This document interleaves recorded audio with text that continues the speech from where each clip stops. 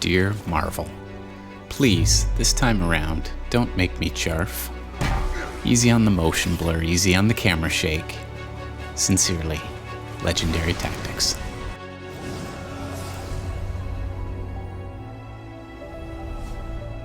Marvel has built one of the most bankable film franchises in movie history.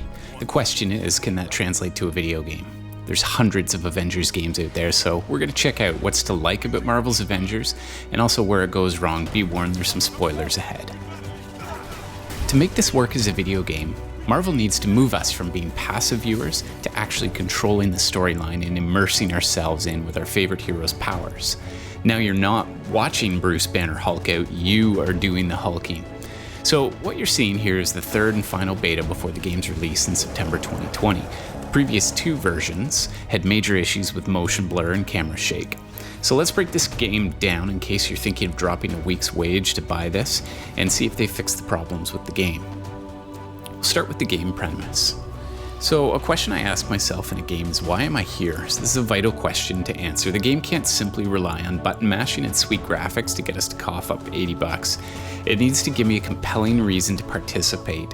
So is it going to go huge like Endgame? Or will it go deeper inside the characters' minds and go really small like it did in Civil War? Well, the answer is actually both. So you begin as one of the famous five, but the game is actually based specifically around a character called Kamala Khan. That's her right there. And this is what she sounds like. You know that old saying, never meet your heroes? Well, I did. And it was awesome. The Avengers were everything I imagined. Hello, San Francisco! The game starts with a teaser placing you in control of Thor, Iron Man, Hulk, Captain America, and Black Widow. Once you get past them all looking like B-rate stunt doubles because the company didn't pay for the rights to get Chris Evans' sexy mug in the game, and after you dismiss the feeling that they're all imposters, it's quite easy to immerse yourself in the game. The first sequence takes place here. Those tanks are doing a number on the bridge. It could fall if we don't take them out. Yeah, do you think? The base of the bridge is secure! No pun intended. Hey, Taskmaster? The destructible environment is where this game really shines. It runs really heavy on motion blur and camera shake, but luckily now they have added a toggle to turn that down. So the game remains a little bit disorienting, but what do you expect when you're launching tanks through the air and leaping through the forest like Jane Goodall's monkeys? The main beef I have with the storyline is that at the start no one knows who Kamala is, and they don't even really care about her or her story, so having her splashed in before she's actually relevant doesn't make a whole lot of sense in my mind. It's good when you go back and replay it later on, but that's something that not every player is going to get the experience of, and most people are just going to miss that. So this game lacks a compelling reason for us to be here other than to just test drive all of the cool superheroes that you'll need to earn by playing the game. I'd like to move forward now to a character that's really important in this franchise in my mind, and that's Black Widow. A key question I have going into this game is whether the perennially hosed Black Widow will even stand a chance against baddies. Flipping around really only gets you so far in a fight with Thanos, the almighty supervillain from outer space. I mean, come on, she's been in 6 movies and has yet to have her own movie released, and has, by far, one of the most interesting backstories in the MCU. So it's time to take this game to task. Or just call me the Taskmaster. So after playing Thor, and Iron Man, and Hulk, and Captain America, and being thoroughly impressed by the moveset for each, I got to Black Widow. Last, of course. I died at least 10 times just trying for a simple jump. I was limited to clinging on to the Taskmaster's back and punching him repeatedly, basically just pushy, pushy, pushy. It was so simplistic. I finally got to shoot at him. Then he blocked everything with his shield, and my graphics card was so slow that I actually couldn't dodge and bring my gun up fast enough to shoot his jetpack out. I finally managed it with a lucky shot, and I expected the Taskmaster to then start emulating Black Widow's awesome moves. Instead, this is what I got. He just stood there, did nothing.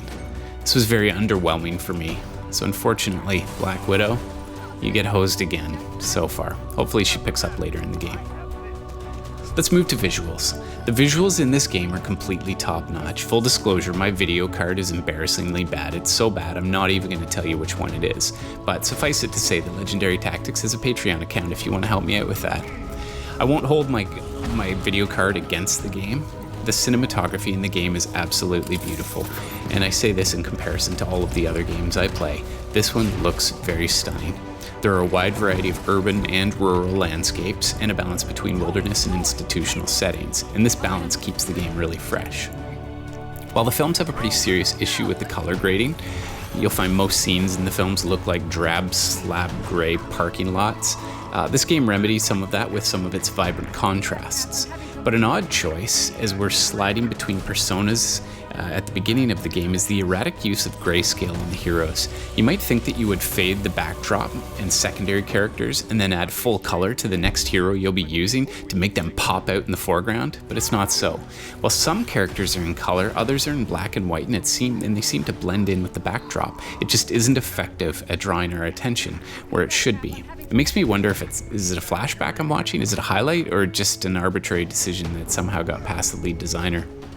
Since this game's in the beta stages, I also had my fair share of issues with glitches. It froze when I was trying to launch rubble at an enemy multiple times, and Abomination kept disappearing into thin air. So a quick reboot of the game quickly fixes that. Music and sound design. So there's a ton going on with the soundscape in this game.